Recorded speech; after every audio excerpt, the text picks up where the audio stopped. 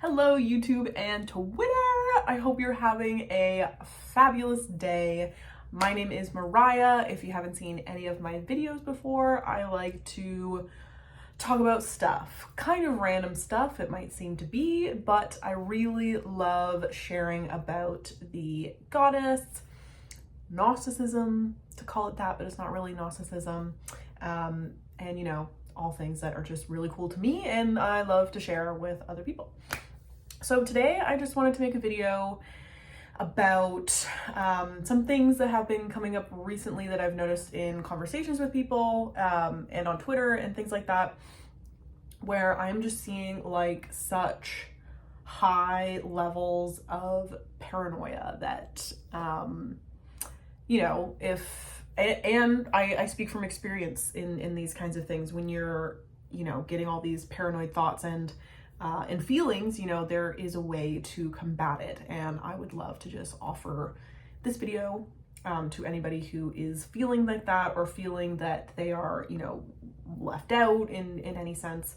And I just really want to speak on that a little bit today.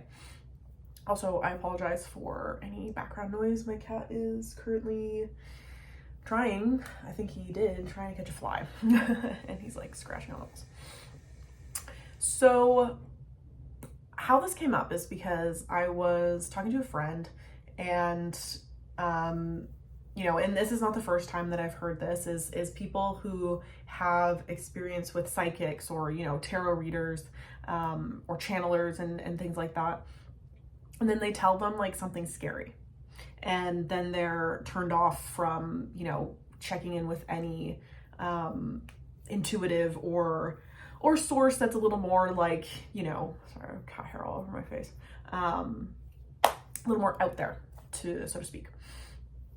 And I just really wanted to offer a baseline of recognition of how you can determine whether the source that you are getting information from is one that moves you forward or one that is keeping you in these thoughts for a reason. So if you've seen any of my other more recent-ish videos, I do talk about a presence on this planet that is here through the act of humans and is not necessarily life affirmative. Let's say it's more or less a death cult, and the people that follow these kinds of intuitions that they get from these sources or hunches or stories or whatever, they do make really fantastical stories that seem to match what we've been told since we were children with the Abrahamic storyline. And I just don't really think that storyline is very beneficial to human life, because it really focuses on death and the death of children specifically, with like that religion is based on Abraham, who was going to sacrifice his son for an angry and jealous God. And that is where I'm like, sorry, I don't think that's the dude that created me or created this earth or really has anything to do with me other than giving me crazy paranoid thoughts if I choose to have them. And I do want to say, like, before I get more into this, I'm definitely generalizing. I can speak from my own experience and just kind of offer, some insight and perhaps would help some other people. Because lately, what we've seen over the past couple of years with government response to certain things, that it is very easy to make people scared. And of course, like there's literally like cat hair, just like, I've been there too. I've been scared in my life. I get scared. I deal with anxiety. I deal with fear. And I had that time in my life where I thought it would be a good idea to channel each and every source that came through to me, whether it be on some sort of psychedelics or just in meditation, in my own thinking it in my own meditations. And, you know, I was pretty open for a while of just kind of receiving any messages and thinking that, you know, I needed to listen to them all, which is just not true. It's, you know, you can get these intuitive downloads and they may seem like they're really insightful because maybe it's something that you've never heard before, or it affirms what you maybe are, or, you know, usually if it affirms what you've seen very often in the media, then, you know, maybe there's a connection there. And, you know, media lies a lot. I'm not saying they always lie or that everything has, you know, a really sinister ulterior motive, but if you think that you're channeling gray aliens, and then there's a movie about gray aliens being like the good guys, and in your channelings with these gray aliens, they're telling you that you are running out of time and you need to whatever, and just give you anxiety, then maybe you shouldn't be listening to them. And I've just seen a huge, I don't know if it's just my Twitter algorithm or whatever, but I've just seen an uptick in thinking that where we are is not real, and that people are getting certain intuitive downloads about how the Earth is a prison planet, which I understand comes from Gnosticism, which is why I don't necessarily identify. Man, got it. Which is why I don't necessarily identify with the term Gnosticism. However, it is known to most people, and I kind of, you know, put it out that way. But the kind of Gnosticism that I prescribe to, I like to call it Sophianic Gnosticism, to kind of narrow it down a bit, because I'm not even talking about Christianity. I'm not talking about the typical Gnostic story where they think that the Earth is a prison planet, and that's just not what I believe at all. I really think that you can literally go touch grass and understand that our planet is not out to get you. And I think that when we receive these messages of pure paranoia, of thinking that everything around us is out to get us, even nature, even our planet that is literally sustaining our life and allowing us to be here and to interact with people, I think that that's very dangerous. And I think that it is a slippery slope into thinking that, you know, you're the only real one here, and therefore nobody else matters and life is not important. And that's just not true at all. And sure, who am I to say that, like, that's not true? But I mean, look around, you're breathing air. You can go out in nature, you can be refreshed by the ocean, by water. You literally, your body reduces inflammation in your system when you put your feet on the ground. That shows you that not only are you real, but this planet is real. And maybe where people are coming at this is the definition of real, in thinking that things need to be like super solid. And if it's not, like, but I don't even know, because if you get down to the science of it, nothing is really solid and tangible, at least from what we experience on our planet. And, you know, and there's people that will just receive these messages and share it, and then there's other people that read it and then they get into that, you know, string of paranoia, or they hear these messages from certain people that they confide in, and they tell them that, you know, that they aren't meant to be here or whatever, what have you. And if that is in your experience at all, I want you to know that you are more active than that. You have more agency than that. You have probably more agency than you realize. And that is the beauty of it. That is the amount of high level responsibility that we have been gifted as humanity, as a divinely created species here on our planet, which is the body of the goddess who made us. And this is the crux of the story that I like to tell, because it's one that's not shared very often. You can find, obviously I talk about him all the time, he is a lovely man, Mr. John Lamb Lash. His work is incredible. Please, if you're like, who's Mariah, she's talking crazy, go read his book, Not in His Image, and I promise you, if it doesn't change your life, it will at least get you thinking a little bit, and that is really the best thing that can happen. Oh, he's just playing with this fly. So, as human beings, we need to have a story, right? I think we can all agree on that. Like, we've been a storytelling species since the get-go. We have oral traditions, we have written traditions, and we have mythology. And, you know, and even now when people are Bible thumping, it's a book.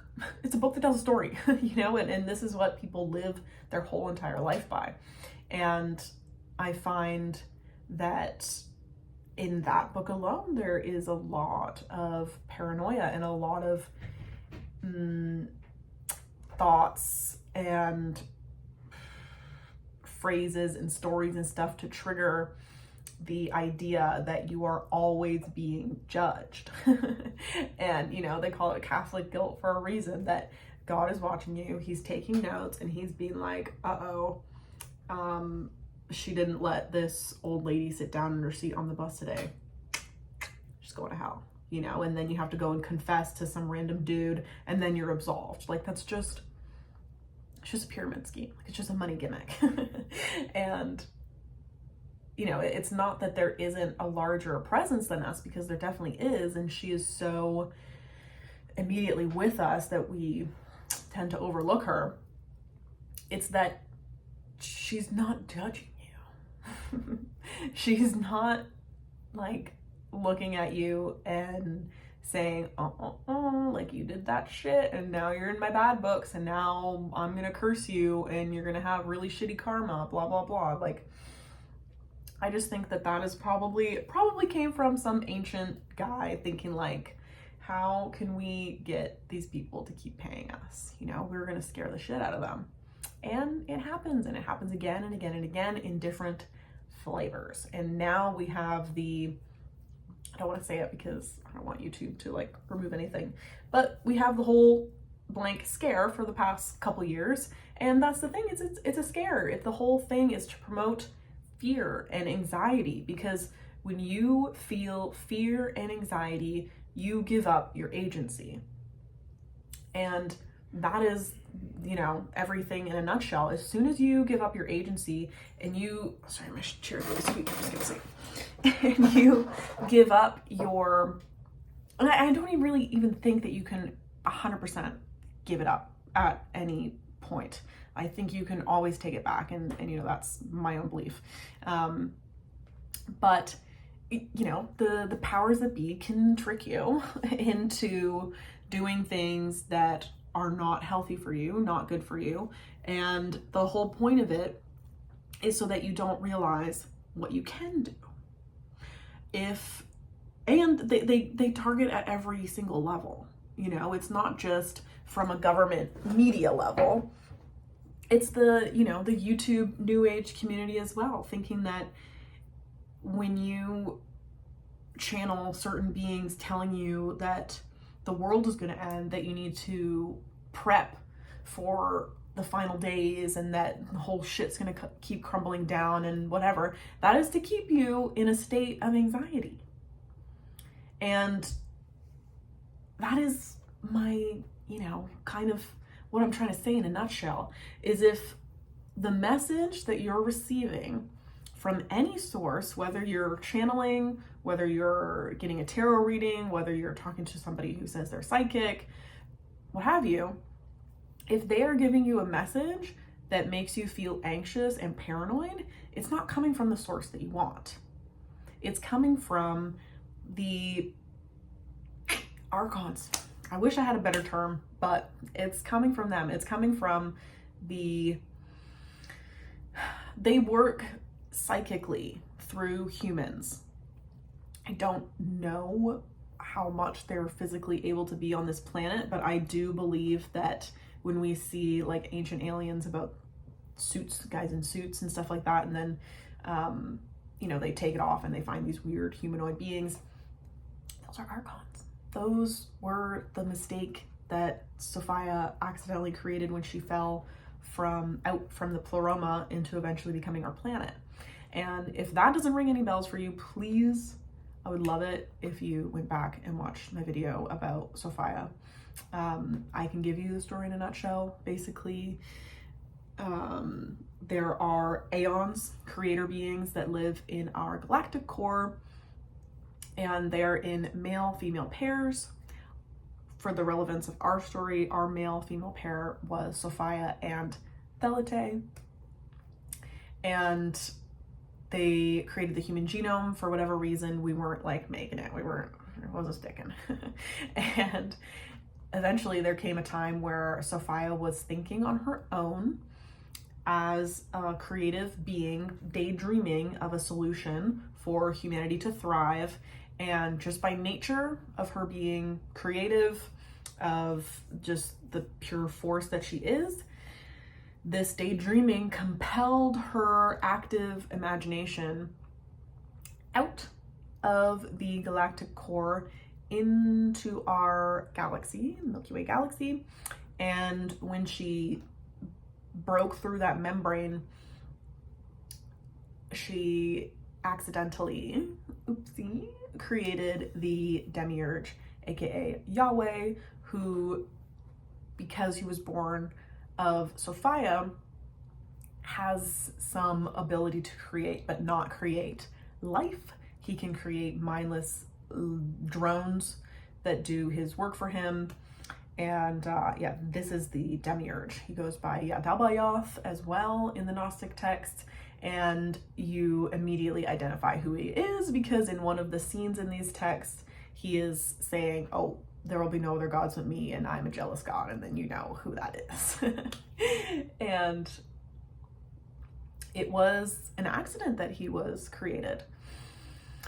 And, you know, just to finish the story in a nutshell, eventually Sophia, you know, she had the human genome attached to her. She was falling, and over a series of anomalies eventually became our planet Earth and compelled the sun and the moon to create a tri-body system to support our life. So the whole moral of that story is, not only is our planet the dreamer who's dreaming us alive at every single moment, she's also here now with us in every single moment, enlivening us within and without in every sense. And John Lamlash creates a beautiful picture when he says that Sophia is like the naked body of this planet and Gaia is her clothing. And I just think that is such a beautiful way to put it. And it's a really good visual if you're a visual person like me. And just knowing that when you are in nature, touching nature, literally, I don't mean this ironically, when you're touching grass, you are immediately interacting with the body of Gaia. Not only are you breathing it in, you're breathing her in at every moment. You are a part of nature. Your body was not only designed by her, it is, and her male counterpart, it is sustained by her. And I believe that the demiurge was accidentally created because she did her imagining without him. And it created this total distortion of the male that is continuing to torment us psychically. And it's like, please just go away. And that really, if he stayed within his boundaries and did not interfere on this planet, we wouldn't even know about the guy. It would just be like, whatever, it's just happening somewhere else. She's got us, we're good. But unfortunately, he continues to invade the boundaries of Earth psychically through the minds of humans, because that's how he can get in. He sends certain frequency bands that we pick up on.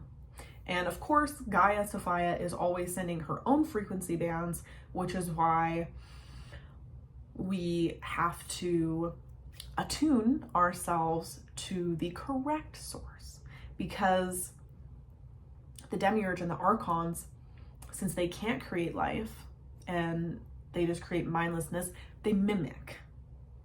They make you think that the message that they're giving to you is coming from your planet or something that cares about you and loves you, but in reality, it's making you feel anxious and paranoid, and that you should probably just die and get off this planet anyways, because that is what he really wants. He doesn't really want us to, you know, join his cause or whatever. He doesn't like humans, and he's jealous of humans because we were made in the pleroma, in the heaven, if you want to use that word, in the pleroma where the aeons are. We were created with intention by the mother and father of our species. And he was an accident, created only by the mother. And the mother, as she was falling in terror through the galaxy. He is envious because we were made with intention. It's like having an unwanted and shitty cousin and you got everything and they got nothing. You know, they don't want you to join them. They want to ruin your life. And because we are so intricately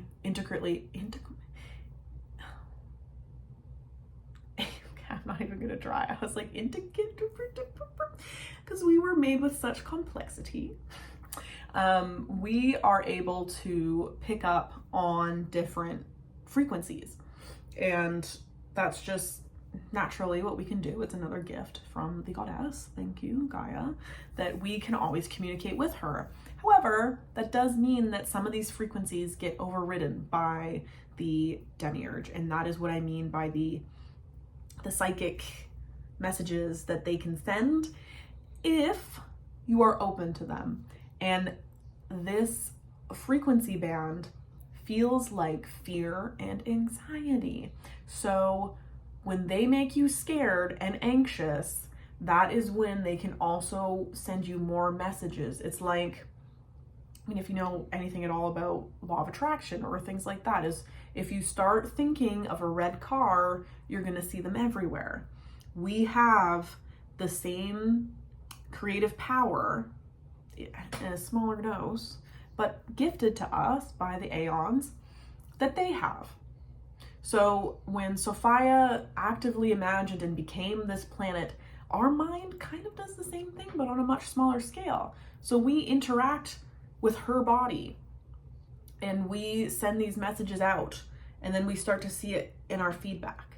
So if we're operating on the frequency of fear, if we're listening to messages that make us feel like we're running out of time, that we, you know, need to be doing something else all the time, that whatever we do is not good enough, then that's when it's going to keep coming like that, because the archons go, great, locking in on that one. We're going to take all of that energy, all of that life force from that person and keep using it. It's not our planet. It is another force that is not what we want to be dealing with. So when you deal with people who are pulling messages in that are fearful in nature and promote anxiety, you can almost bet that these sources that they're pulling from are the archons, or that they have some sort of distortion, that they cannot receive a message of goodness because they are not in the correct frequency. Now, to know when a message is good is one that you feel moves you forward, is one that feels like, oh yeah, like that makes sense to me. I've always liked that thing, or you know what, I can do that, or everything's fine.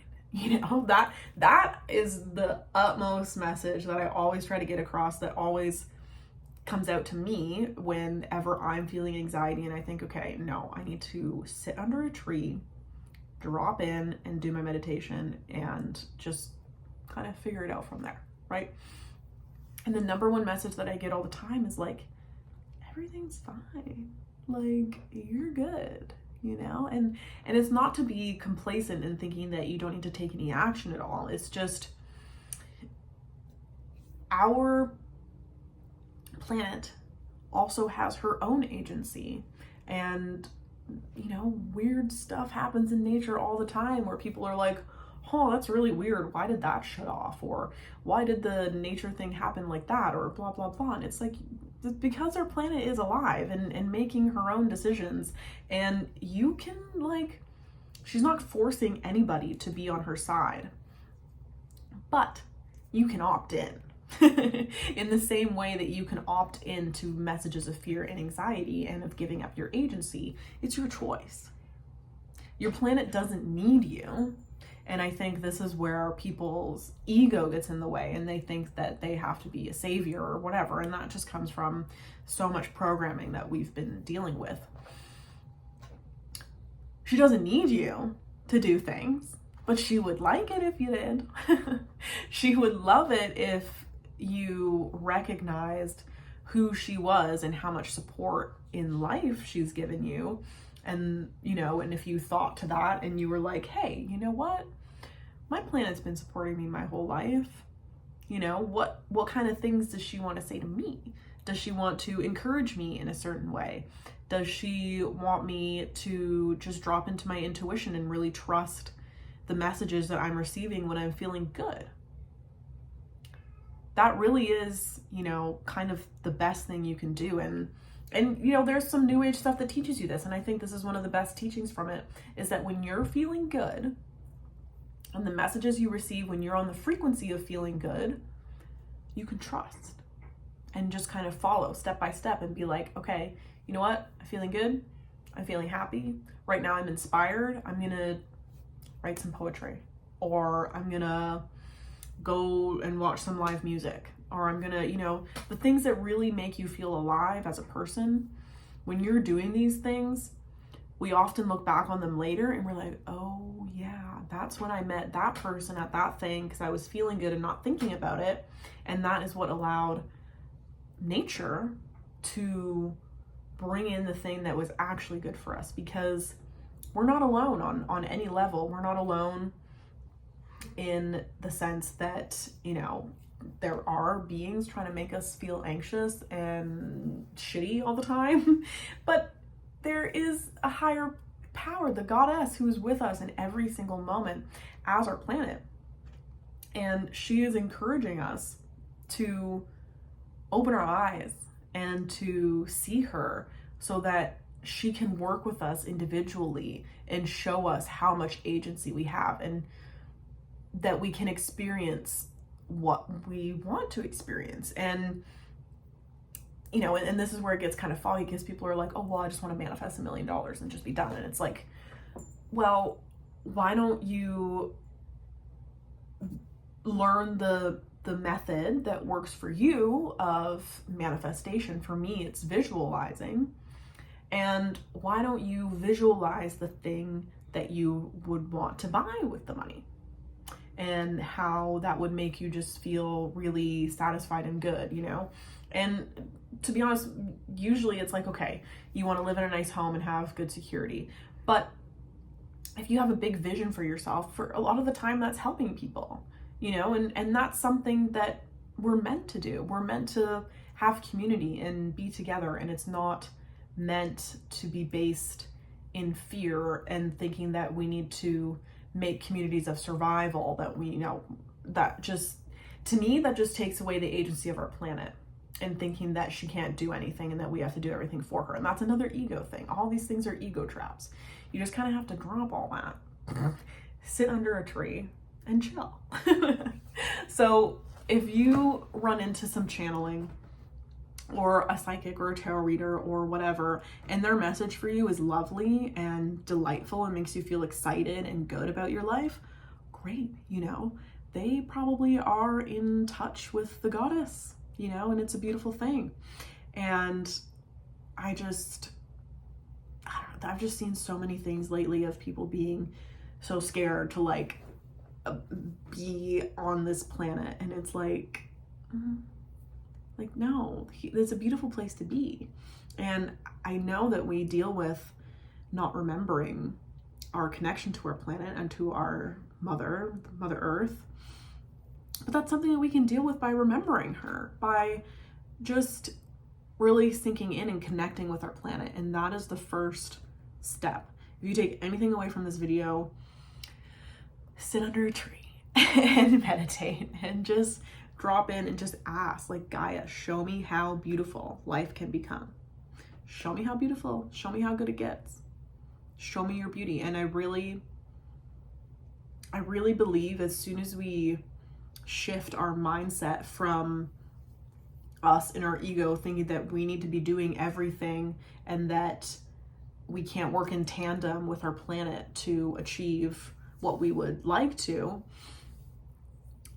that, you know, and we shift our focus back to beauty, back to care for each other, back to the things that make humanity move forward, which is coming together in a sense of care for one another and not fear of one another, of moving forward to create beautiful things, not just things for efficiency. And we slow down and we get out of, and you know, and that's what social media does. That's what any kind of media does. That's what our government does, is they just want you to stay in like a state of high anxiety, and all of those, you know, all the adrenaline is flowing, and you check social media and it's like crack cocaine and stuff like that. You know, that's where they want you, because you're not thinking straight. When you slow down, touch grass, and you just say, listen, planet Earth, thank you for sustaining my life. Show me how beautiful it gets. That is when you give permission, because you do need to give permission. You have agency as a human being. You have the gift of agency. When you do that, and it doesn't happen overnight, gotta have patience. You start to realize, oh, okay. Oh, there's like a cat here. You start to realize, oh, you know what? That didn't work out that way. And you know what? It opened up to this, and I realize that now. Or, you know, and I tweeted about this. I think the most fabulous thing about working with the goddess is a lot of her synchronicity. You see it in retrospect. You don't really notice it as it's happening. And for you to notice it as it's happening is like a true lucidity that is just so cool. And, you know, I think a lot of people maybe mistake the idea of reality with everything being fake. But what if our reality is just malleable? What if we are in that lucid dream? I've said it before, I'll say it again. You don't know you're in a lucid dream when you're in it. You don't know. You don't. Feels real. And if we are in the dreaming mind of the goddess and we are characters, for lack of a better term, in her dream, as soon as we interact with her as the dreamer, she sees us and she puts her focus on us and she goes, oh, you're awake within my dream. Let's dream together. And that is when you can work with her in the lucid dream and create with each other. And that is manifestation. That is the truth of manifestation. You're not manifesting with some source that's like not here and is way out in some other dimension. No, she's here presently with you all the time and waiting for you to wake up within her dream so that she can encourage you, give you the codes of being like, hey, listen, this desire is in your heart for a reason. I need you to tap into it. I need you to light up, show up, be who you are, because that is the most beautiful gift that you can offer her, is to love the body that you're in, the sacred vessel that you're in. This is not, okay, technically, sometimes it feels like a meat suit, but it is a beautiful device that we have been given to experience this reality, right? And when we appreciate this vessel, that is what allows her to then step in and to start rewiring, you know, the neurons in your brain, making you think that the only state to be in is a state of anxiety. And she then can take it to the next level, and it happens slowly. It's not an overnight thing, but it happens in synchronicity, and it happens in dreams. Big time happens in dreams. And it is what allows you to shift back into the magic of life, is that connection with the planet who is dreaming us alive, and not with the frequencies of paranoia and fear and anxiety that are being broadcast to us. And it is our choice to listen to it and to tune in. And trust me, when you tune into that and you're spiraling and you're like, everything sucks, nothing's right, like blah, blah, like I've been there, everybody goes there, you know, it's not nice, but it happens. If you can just go for a walk, find a tree, sit underneath a tree, and spend some time just visualizing the planet embracing you, your stress is gonna reduce. You're gonna come down off that ledge, and that is when you receive the messages and the people and the experiences in your life that really do move you forward, because that is the name of the game here. We are meant to be operating on a frequency of beauty, frankly, of beauty and care, and that is the natural frequency of the goddess. So when we're on that frequency, our body calms down, we're healthy, our cells regenerate as they're supposed to, we live life at a level of quality instead of stress, you know, and stress kills you early. That's how you know it's not meant for you. And that's just, I don't know, I just keep seeing these messages of people just being so scared of where we are and what we are in our planet. And I get that it's not all rainbows and butterflies, and trust me, like there is definitely evil here, and I can identify the evil. And once you identify the evil and you know that it's a psychic attack on humans, well, that just shows you how powerful we are. And if we perhaps just shift and operate on a frequency that is calming and moves us forward, and one that motivates us to care for who we are, then we fill our own cup and we just allow it to overflow to other people. And that is a domino effect. And, you know, that is a domino effect I would love to be a part of. So if you're feeling any anxiety at all about what's going on, anything like that, other than meditating with a tree, just send me a message on Twitter, Instagram, in the comments. I would love to chat, especially if you're feeling like you are an outcast or you don't belong here or whatever. You choose to opt in to the story, and Gaia-sophia will see you.